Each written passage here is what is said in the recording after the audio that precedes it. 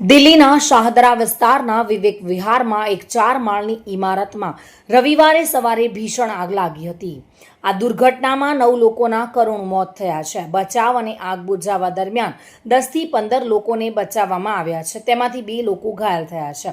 ઘટના સ્થળે પહોંચેલા ભાજપના ધારાસભ્ય સંજય ગોયલે જણાવ્યું હતું કે સવારે લગભગ 3.5 કલાક પછી આ આગ લાગી અને જોતજોતામાં આખી ઇમારત આગની ચપેટમાં આવી ગઈ હતી. કેટલાક લોકો દરવાજાનું લોક ખોલી ન શક્યા, જેના કારણે તેમનું મોત થયું અને કેટલાક મૃતદેહો એટલી ખરાબ રીતે બળી ગયા કે તેઓ હાડપિંજર જેવી હાલતમાં મળી આવ્યા છે.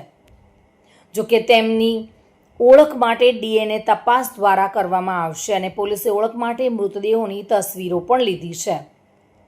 દિલ્હીમાં એસીમાં બ્લાસ્ટ થવાથી 9 લોકોના કરુણ મોત થયા છે.